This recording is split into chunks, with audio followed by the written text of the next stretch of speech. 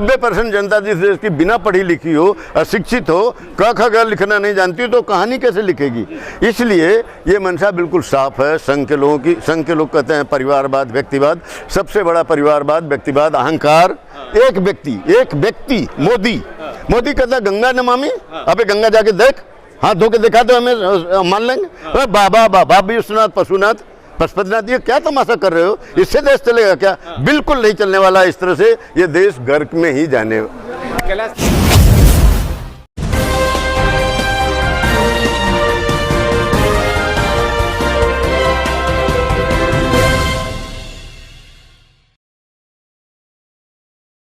हमारे बीच वरिष्ठ समाज सेवी कैलाश नारायण जी है। देखा जाए तो कहीं ना कहीं भारतीय संविधान के ऊपर जो इनकी स्टडी है, इनका जो शोध है, उसी विषय में बात करेंगे। देखा जाए तो इस देश के अंदर कैलाश नारायण जी, भारतीय संविधान के मौलिक अधिकार हैं वो कम से कम ज़्यादा भी नहीं तो 6ठी क्लास से 8वीं क्लास के बच्चों को पढ़ाए जाने चाहिए। क्या इसे सरकार की मंशा पे कुछ कहेंगे? इस देश की सरकारें, ये एक तो ये देश नहीं है, ये राज्यों का संघ है। यूपी, बिहार, फलाना ऐसे करके 28 राज्य और करीब 8 केंद्र शासित प्रदेशों का ये संघ है और उसके हम नागरिक हैं। लेकिन हमारे पास नागरिकता का कोई प्रमाण पत्र नहीं है, हम मतदाता खाली हैं।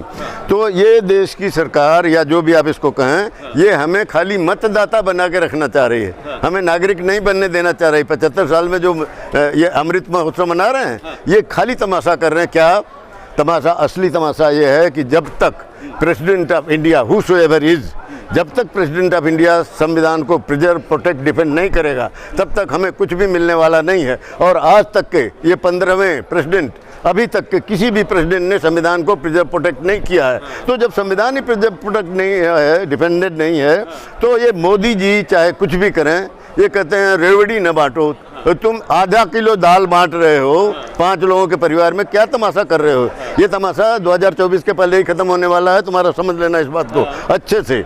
संविधान के बिना ये देश टुकड़े टुकड़े होगा और कोई भी बचा नहीं पाएगा। मैं बचाना चाहूँ, बाबा साहब अम्बेडकर चाहते हैं कि ये देश टूटे ना, ये कमज़ोर ना हो, ये ताकतवर हो। ये जब सारी चीज़ें ताकतवर होंगी तो उसी से हमें ताकत मिलेगी।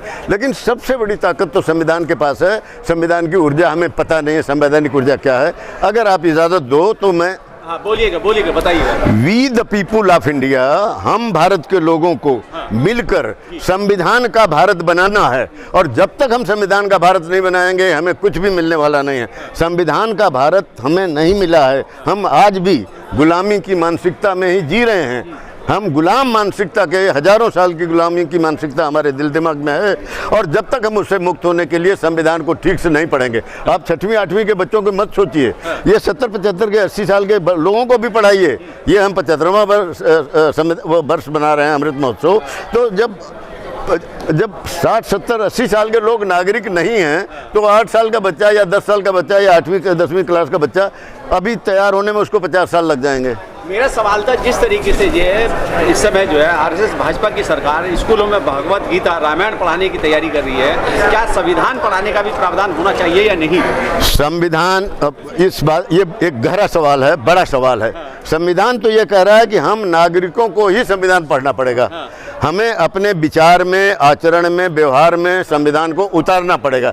संविधान की जो भाषा है वो यही है कि हमें अपने खुद ही अपने विचारों में, आचरण में, व्यवहार में उतारना चाहिए। लेकिन 90% जनता जिस देश की बिना पढ़ी लिखी हो, अशिक्षित हो, क ख ग लिखना नहीं जानती हो, तो कहानी कैसे लिखेगी। इसलिए ये मंशा बिल्कुल साफ है संघ के लोगों की। संघ के लोग कहते हैं परिवारवाद, व्यक्तिवाद, सबसे बड़ा परिवारवाद, व्यक्तिवाद, अहंकार। एक व्यक्ति मोदी कहता है गंगा नमामि। अबे गंगा जाके देख, हाथ धो के दिखा दो, हमें मान लेंगे। बाबा विश्वनाथ, पशुनाथ, पशुपतिनाथ, ये क्या तमाशा कर रहे हो? इससे देश चलेगा क्या? बिल्कुल नहीं चलने वाला। इस तरह से ये देश गर्क में ही जाने। कैलाश नारायण जी, जिस तरीके से आस्था की बात की जाए, धर्म एक ऐसी अफीम है, अगर किसी को चटा दी जाए तो उसका नशा जिंदगी भर नहीं उतर सकता। भाजपा, आरएसएस वही काम कर रही है, आप कैसे मुक्त हो पाएंगे इस बात से? आस्था क्या है? श्रद्धा, निष्ठा, आस्था, विश्वास, इसको समझिए राजकुमार जी। श्रद्धा, निष्ठा, आस्था, विश्वास तो हमारे संविधान के प्रति होनी चाहिए। संविधान के अलावा इस देश में संविधान नागरिकों का सर्वोच्च ग्रंथ है, इससे बड़ा कोई ग्रंथ नहीं है।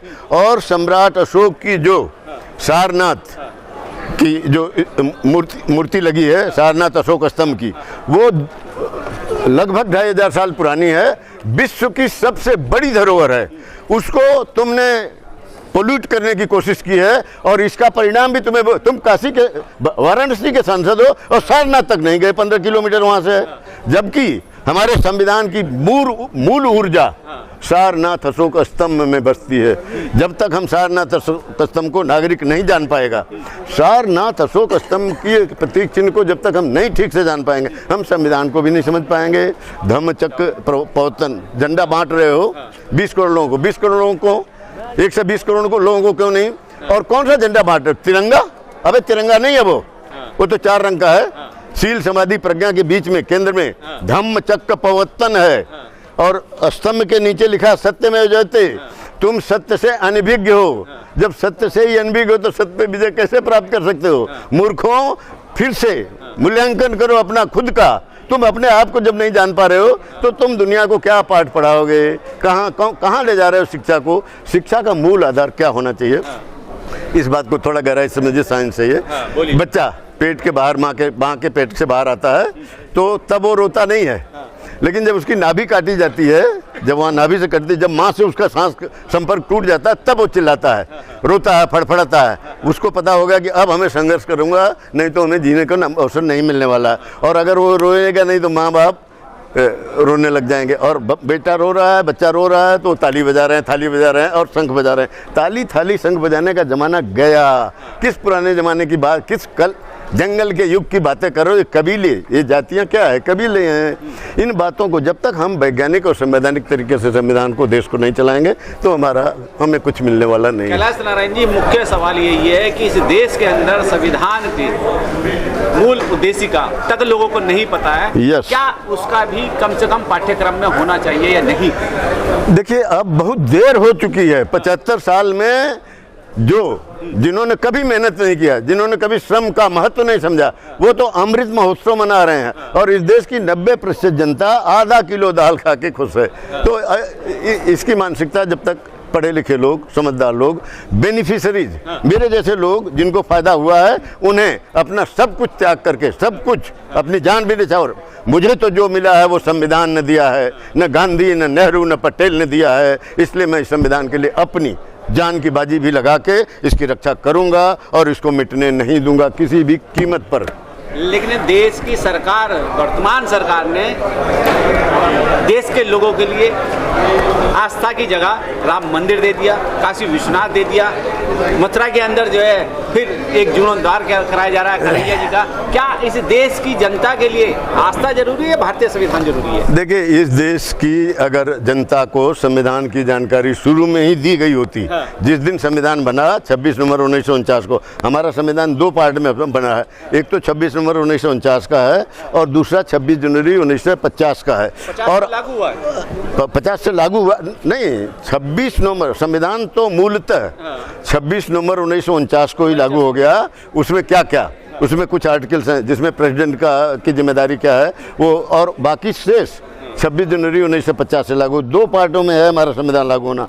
बाबा साहब अम्बेडकर यही कह रहे हैं कि ये संविधान हम नागरिकों को ही सौंप रहे हैं, संविधान सभा के माध्यम से नागरिकों को ही सौंप रहे हैं। ये कांग्रेस पूरी तरह जिम्मेदार है जिसने इस संविधान को लागू होने से रोका है, हमेशा अमेंडमेंट किया है, इमरजेंसी लाई है और उसी की नकल ये भी कर रहा है, चाहे ये हो चाहे वो हो। सारी राजनीतिक पार्टियां बेईमान हैं और मैं तो ये भी कहूँगा कि इन राजनीतिक पार्टियों की अब कोई आवश्यकता बची ही नहीं है। ये सब कोई मुलायम हो, कोई, मैं किसी का नाम तो नहीं लेना चाहता था, लेकिन ये खानदानी राज अब जाने वाला है। लेकिन लोग जब तक हमारे आप जैसे लोग तैयार नहीं होंगे, कौन आएगा फिर? हम आप आएंगे। अपने पैरों पे खड़े होने की जरूरत है, किसी के पीछे मत पड़ो, किसी के पिछवाड़े मत जाओ, न भाई साहब के, न बहन जी के, न किसी के। अपने हाथ पैर मजबूत करोगे तो ये देश, ये सत्ता हमारी होगी। हम लोकतंत्र में भागीदार हैं। नारायण जी, सत्ता कैसे होगी? इस देश का गृह मंत्री ये कहता है, चिल्ला के मंचों से कहता है कि 2050 तक हम इस देश से जाने वाले नहीं है। कैसे 2050? वो चाहे जो भी बात कहे, अगर वो PFI क्या है, वो कह रही है कि हम तो 23 में ही तुम्हारा सफाया कर देंगे, 23 में सही न सही तो 47 में कर देंगे।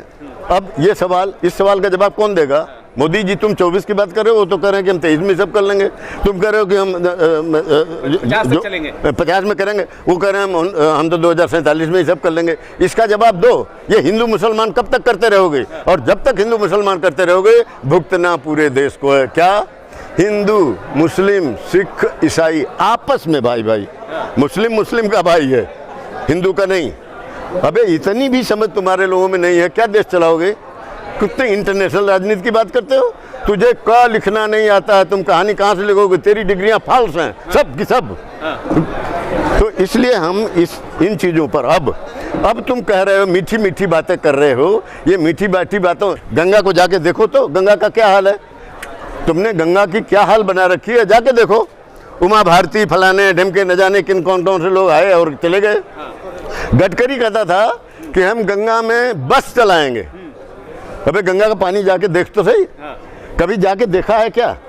तुम सारनाथ क्यों नहीं गए? सारनाथ अगर तुम गए होते तो तुम्हें संविधान की असली जानकारी शायद वहाँ से मिल गई होती। नहीं तो मेरे जैसे बेवकूफ़ आदमी से पूछते कि विज्ञान क्या होता है। पहले विज्ञान जानो। विज्ञान प्राकृतिक विज्ञान से ही के ऊपर निर्धारित है हमारा भारत का संविधान। मैंने इसमें एक लेख भी लिखा है, अगर आप कहें तो हम 2-3 लाइनें इसकी पढ़ देते हैं। बोलिए बोलिए जल्दी बोलिए। हाँ, प्राकृतिक विज्ञान और भारत का संविधान, ये दोनों एक ही मर्ज के इलाज हैं। हमारे सारे दुखों की मुक्ति अगर कहीं से हो सकती है तो संविधान के माध्यम से ही हो सकती है। बुद्ध ने जो रास्ता बताया उसी रास्ते पे चलकर बाबा साहब डॉक्टर बुद्ध कोई भगवान नहीं है, बुद्ध तो वैज्ञानिक है। बुद्ध का मतलब है बुद्धि वाला, वैज्ञानिक है। और उसने जो बात कही आज तक के किसी वैज्ञानिक ने उसको काटा भी नहीं है। मैं इसलिए इसका समर्थन कर रहा हूँ कि मैं खुद साइंटिस्ट हूँ। DRDO में 42 साल मैंने नौकरी की है और कलाम साहब जैसे लोगों के साथ इंटरेक्शन में रहा हूँ। वो तो मिसाइल मैन थे, उन्हें पता नहीं था साइंस का, वो बहुत पढ़े लिखे भी नहीं थे। लोग चाहे जो भी कहें, मैं उनके संपर्क में रहा हूँ, उनकी किताबें पढ़ा हूँ, सब कुछ जानता हूँ। वो सिर्फ इंटरमीडिएट थे और डिप्लोमची थे। डॉक्टर की उपाधियाँ बहुत सारे लोगों को मिल जाती हैं, उनको भी मिल गई थी। लेकिन जब उनसे ये कहा गया कि ये मिसाइल किसके ऊपर छोड़ोगे आप? पाकिस्तान के ऊपर, बांग्लादेश के ऊपर, किसके ऊपर? चीन के ऊपर छोड़ पाओगे क्या? रूस के ऊपर, अमेरिका के ऊपर छोड़ पाओगे क्या रामेश्वरम पे छोड़ोगे क्या? तब उन्हें खटका लगा कि ये आदमी बात क्या कर रहा है। हमें मिसाइल की ज़रूरत नहीं है, न थी न है। हमें तो भरपेट रोटी, खाना पीना और शिक्षा, स्वास्थ्य। जब तक सही शिक्षा और सही स्वास्थ्य नहीं मिलेगा, हम रोटी के लिए हमेशा तरसते रह जाएंगे। इससे ज़्यादा। बहुत बहुत धन्यवाद। Thank you.